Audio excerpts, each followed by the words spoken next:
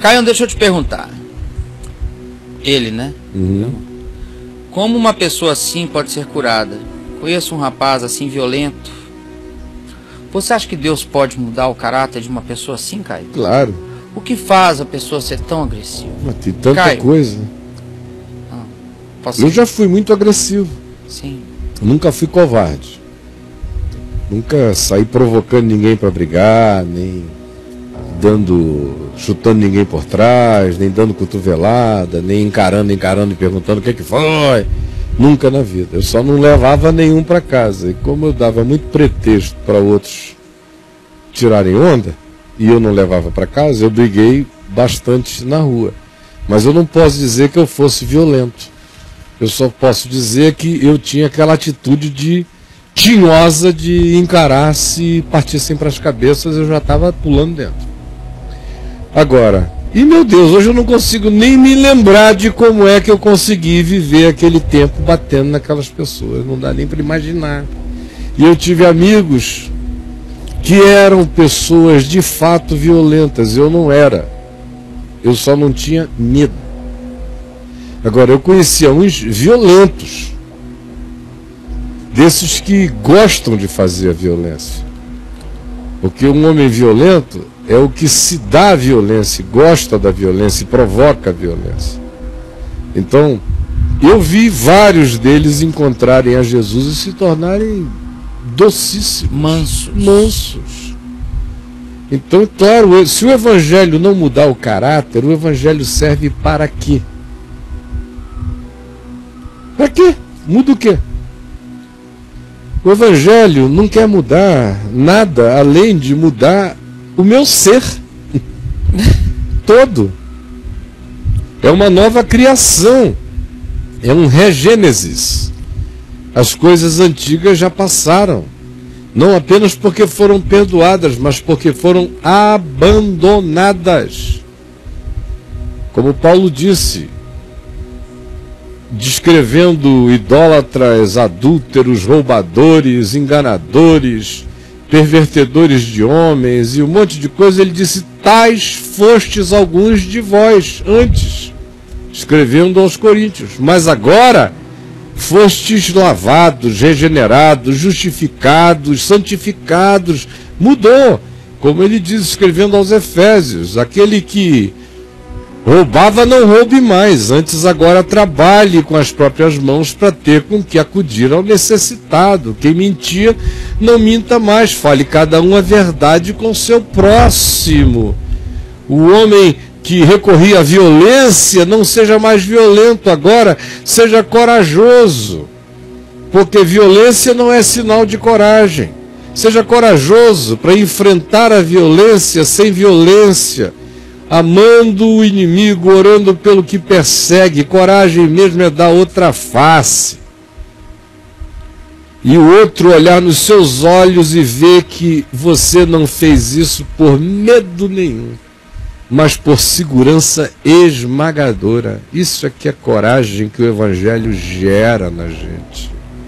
Então, claro, amigo, se o Evangelho não mudar o meu caráter, nenhum Evangelho jamais entrou em mim.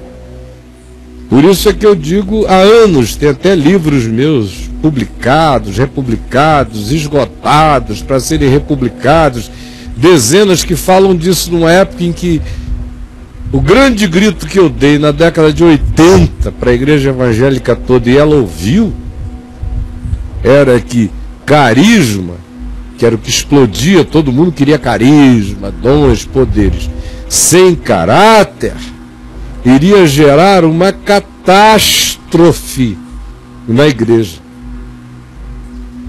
E não era profecia, era a lógica da sabedoria do Evangelho e a apreciação de muitas outras ocorrências históricas. E está aí. Carisma sem caráter é essa catástrofe. Porque pode-se ter carisma sem Evangelho. Pode-se ser um Balaão carismático, com dons paranormais, sem Evangelho. Agora, onde quer que haja Evangelho, tem que haver caráter. Porque o fruto do Espírito Santo em nós é caráter. Todo fruto do Espírito Santo é fruto de caráter, não é fruto de mirabolâncias milagreiras. O que o Espírito Santo sinaliza como presença dele em mim não é se eu curo doentes, expulso demônios ou realizo milagres.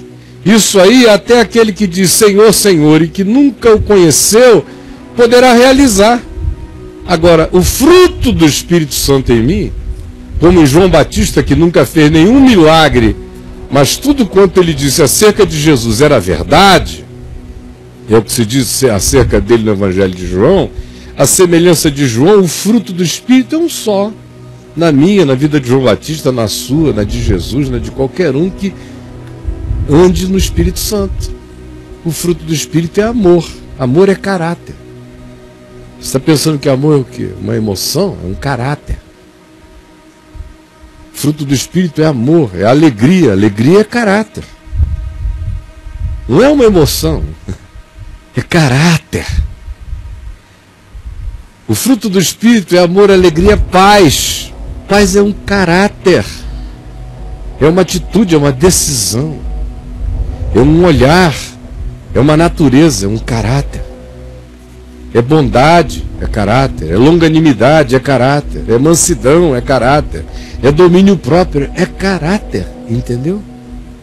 Então, meu amigo, um evangelho que alguém diga que entrou na sua vida, que só batizou o cara, fez ele aprender doutrinas, botou no coral da igreja, fez dele um levita, fez dele um pastor, mas não mudou o caráter dele, não é evangelho, não entrou na vida do indivíduo.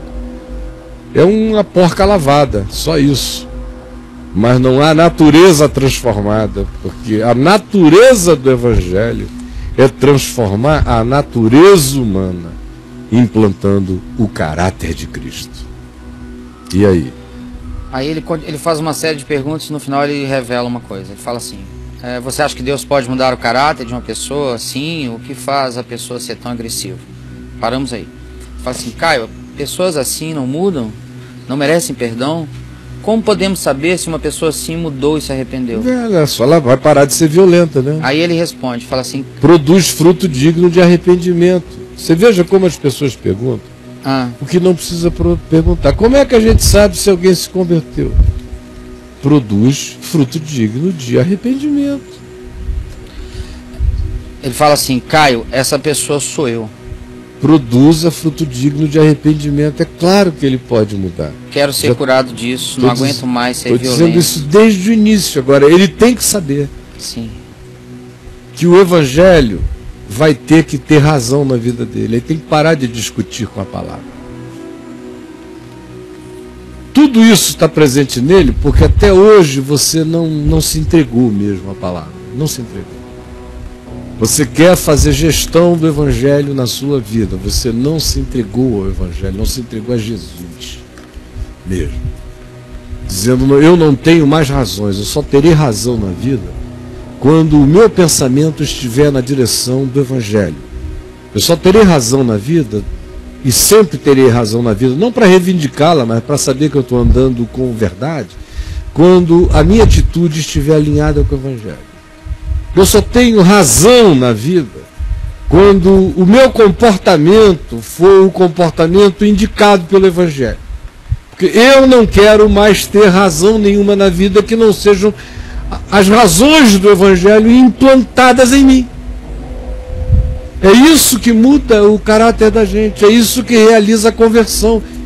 Agora, num indivíduo que veio de fora, não sabia de nada, entrou, chegou aqui agora, ouviu a palavra, e eu estou pregando o evangelho, ele recebe aquele impacto, e ele continua ouvindo a mesma palavra que vai ensinando ele a desenvolver a salvação dele com temor e tremor e a crescer no evangelho, permitindo as transformações cotidianas do caráter dele, não se conformando com este mundo, mas se transformando pela renovação da sua mente, esse indivíduo faz um progresso rápido. Agora, uma pessoa que está acostumada, uma pessoa que nasceu na igreja, que ouviu isso, que sabe coisas, que recita as bem-aventuranças, que sabe salmos, que canta hinos, que foi batizada, que isso, que aquilo, que já se acostumou com essa ambiência, esses é que são os difíceis de se converter, porque eles ficam sempre dialogando com os pseudo-ensinos doutrinários e aprendizagens que tiveram, confrontando o Evangelho, dizendo, não é bem assim, porque o pastor tal interpretou isso assim, então isso me dá margem para viver assim, e ninguém nunca pula de cabeça no Evangelho, não experimenta o benefício do Evangelho, porque, como eu tenho dito essa semana inteira, nem o Evangelho não produz a nova criatura. Nem um evangelho enxertado não produz a nova criatura, nem o evangelho mutilado, nem o evangelho conceitualizado, nem o evangelho intelectualizado, mas somente o evangelho como encontro de rendição da minha consciência, do meu espírito, com a realidade do Deus vivo, e eu me relaciono com Ele, me abro para Ele como quem encontra uma mulher, como quem encontra um homem, como quem encontra o outro, só que esse é o outro absoluto, e é o sentido sublime da minha vida, e é me relacionando não com uma ideia, mas com a realidade mais viva do que se possa chamar de vivo, é que eu estou relacionado sabendo que Ele é amor, que Ele tem desejo, que Ele tem vontade, que a vontade dEle está revelada, e a vontade dEle se chama Evangelho, Boa Nova. Quando eu creio nisso e me entrego assim sem reserva, tudo muda. E a misericórdia de Deus na minha vida é que quando eu encontrei Jesus com 18 anos, eu não encontrei nada para ser vivido pela metade. Eu nunca vivi nada pela metade, eu não pequei pela metade, eu não gandaiei pela metade, eu não fiz nada pela metade. Quando eu encontrei Jesus, eu não queria metade de Jesus nem metade do Evangelho. Eu pulei de cabeça, então a porcaria toda foi e ficou lá. E aqui permaneceu em mim. O Espírito Santo foi limpando como limpa todo dia. Mas aqui dentro foi plantada a nova criatura, que não mudou de personalidade, só teve a personalidade domada pelo Espírito de Deus. Não ficou acovardado porque se tornou manso, ficou até mais valente, só que sem nenhuma necessidade de demonstração de nada, só querendo andar e promover a paz. Essa conversão chegou e não fez com que os meus gostos, a minha estética de sentidos mudasse.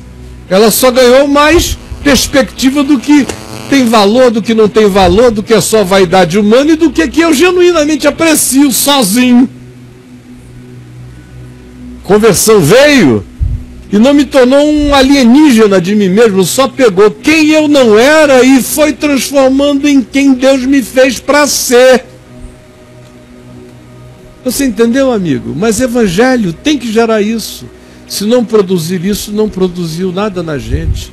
Você diz, o que eu faço? Agora que você sabe, pule de cabeça, mas pule. Se você tiver grandes emoções, aleluia. Se não tiver nenhuma, aleluia. Continue firme.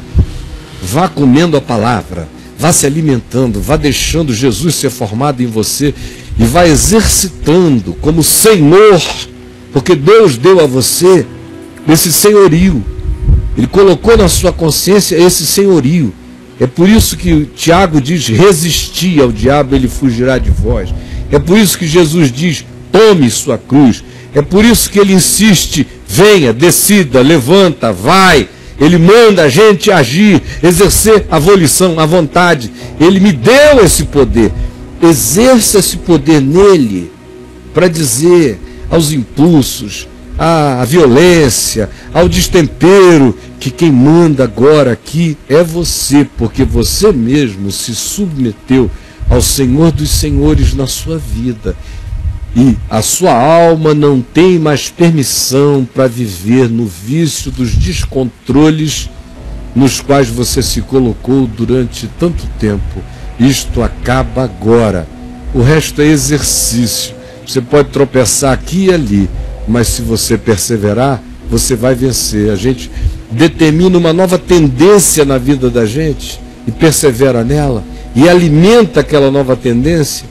As tendências antigas vão entrando em estado de inanição. Elas vão morrendo, vão ficando anoréxicas, porque a gente não as alimenta. Agora a gente bota a comidinha na direção daquilo que promove ser, vida, graça, amor na existência.